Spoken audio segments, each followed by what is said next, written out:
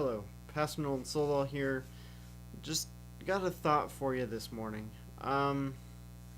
So I've been thinking about just some random things that have happened, honestly, in recent times in ministry, and I can't help but notice that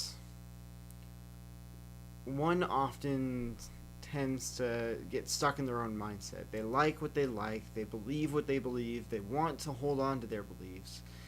And in our culture today, there's a huge problem of not really not really holding on to beliefs that are biblical, and at the same time holding on to beliefs simply because we like the message of the belief itself. We don't necessarily like where it comes from. And so we try to hide the truth of where that belief comes from simply because we like the message and we like holding that belief. It makes us feel good, it maybe makes us superior for some reason, makes us feel better about ourselves if we hold that belief like everyone else holds that belief, and so we should too, we fit in. There's a lot of things that could lead into why we want to hold and maintain beliefs that aren't great for us, nor are they great for other people. So, my my main thought with bringing this up is that the more we try to hold on to these beliefs that are ending up hurting us or are going to hurt us or people around us, the more we end up breaking relationships. Because the more that we hold on to these beliefs that aren't helpful, we break the relationships because other people don't want to believe that same thing, and so we or one often tends to become somebody that nobody else wants to be around. Now, let's take Jesus into consideration for a second here, and realize that Jesus never actually told somebody else how to live.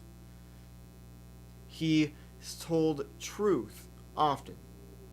And honestly, whenever he would say his catchphrase, as I would call it, truly, truly, I say to you, or I tell you the truth, dot, dot, dot, it was a way to get the crowd thinking, or the group thinking, about the next phrase. I tell you the truth. And he did. He would tell the truth. And he prefaced it. And people often chose how they would react to it. Some of them chose, like the disciples, to say, hey, when you said that, what did you actually mean? What does it truly mean? I'm trying to get a grasp or a better sense of it, and I want to understand it. And then there are those that went, that's not truth, how dare you, I am offended, essentially. In our culture, that's what somebody would probably say. That offends me. And they would get upset, they would get angry, it would be a very bad thing. They'd become bitter. So, when taking Jesus into consideration in this context, the best thing we can do is learn from how he lived, right? And so that would mean in this situation that when we're holding beliefs, that these beliefs are going to be reflected in our actions. So we need to make sure our actions align with our beliefs and that our beliefs are biblical. If they're not biblical, our actions will reflect that. And is that something that you want? Other people will notice and feed off of it and notice that's how you live, and they'll say, well, that's a Jesus follower, are you sure? That's the ultimate problem here, is you are going to live out the beliefs that you hold. So are the beliefs that you hold worth holding? Or are they worth looking at with an open mind and considering changing? It's a thought for you, something to really pray about. This is something that's pretty big, actually, and so prevalent and so important that I'm encouraging people within my own local body and my own ministry to continually do this all the time. Even myself, in my own home, all the time. Am I holding a belief that needs to be changed? And why am I holding on to it? So going back to those two essential questions. Why do I believe what I believe? And is what I believe good? Is it living out goodness? Now, you can hold a belief, for example, that may be ethically or morally good. But is it worth dying on that sword in the middle of conversation so that it ends up breaking the relationship of the person you're talking to? Is it worth that? Or is there a better way to eventually communicate it? Build bridges of love strong enough to support the weight of truth. So in a relationship with somebody, if you know they don't believe the same way as you, if you build a bridge of love strong enough to support the weight of truth, eventually you'll get to that point where they will feel safe and trusted with you, to the point where they will say, yeah, I really, I appreciate our friendship. I thank you for speaking some truth into my life. I may not have liked hearing it, but I understand where you're coming from at least, and I'll think about it. Big difference of responses.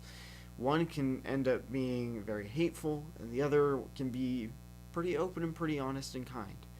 So, how are you going to deal with your beliefs, and how are you going to communicate those effectively to others? That's the real question here, and making sure that those beliefs align with biblical truth and biblical text in a way that is shareable with others with the love of Jesus. Sharing truth in love, always the thing, always the hardest thing to do, and yet the most important. So, thanks for just taking the time to watch this video. I've got other content that's rolling out. You can click on the links on my YouTube channel page. The podcast that I've got going on, Better to Die. I've got Thursday Thoughts that are popping out every Thursday, quick 60-second videos on Facebook. You can check me out on Instagram as well, and that'll all be linked for you. And please, if you like this content, give me a like, give me a subscription. It really does help out, and I appreciate showing some sort of growth. And really, overall, I appreciate you. It lets me know that you also appreciate the content I'm putting out. But first and foremost, I put out the content because of you, so I appreciate you. Know that you are loved, and go hug someone today. That's really where it's at. That's the bread and butter of our world. Hug someone today. Have an intimate moment in a good way that impacts somebody else's life when they least expect it. And that's what I mean by hug somebody today.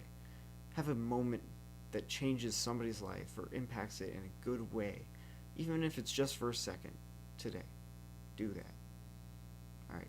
You are loved. Have a great day.